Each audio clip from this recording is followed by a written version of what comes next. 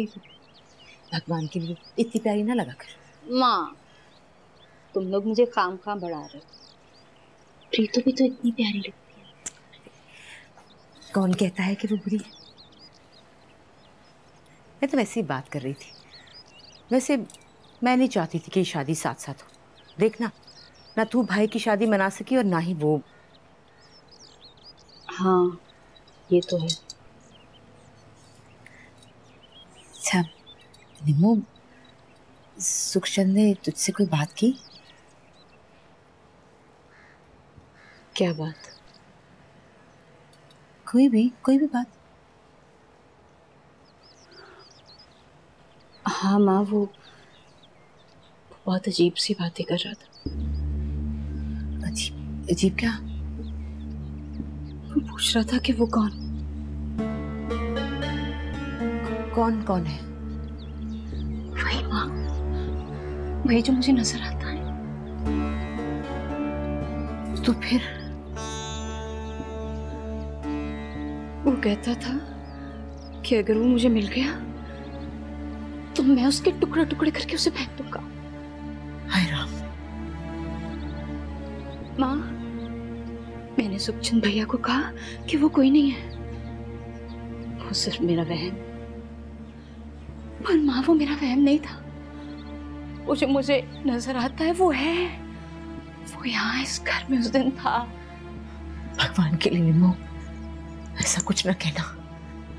देख, वो जवान खून है, कहीं ऐसा ना हो कि कुछ ऐसा वैसा ना कर बैठे। हाँ, तेरा भाई है वो, उसके बारे में सोच लेना। पागल थोड़ी ना हूं माँ।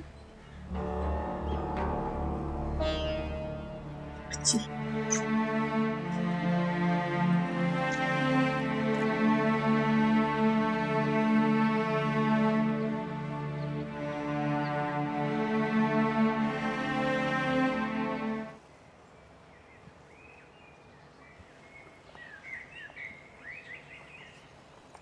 अरे सुखचंद का साफा और पगड़ी लेकर जाना था, मगर ना तो तुम्हारे पिताजी दिखाई दे रहे हैं ना टेकचंद। कहाँ गए ये लोग?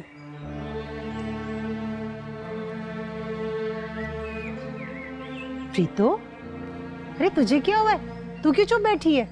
माँ, एक बात का तो मुझे ध्यान ही नहीं रहा। किस बात का? माँ, मैं जो इतना खुश हो रही हूँ, ये तो मैंने सोचा ही नहीं। निम्मो दीदी जब यहाँ आएंगी मैं तो यहाँ होंगी नहीं। अरे नहीं, तुम दोनों सहेलियां यहाँ नहीं रहोगी, जलंधर जाओगी ना। खैर, ये तो मैंने सोचा ही नहीं था। कितनी पागल हूं ना मैं। अच्छा चल, जा भाग जा, जाके अपने भैया को बुला ला। मजाक में कहता था घर जमाई लाऊंगा, खुद जा रहा है घर जमाई बनने के लिए। हे भगवान, इन सब की रक्षा करना। जाने मेरी जी को क्या धड़का लगा है। कुछ गलत है, बहुत कुछ गलत। रक्षा करना भगवान।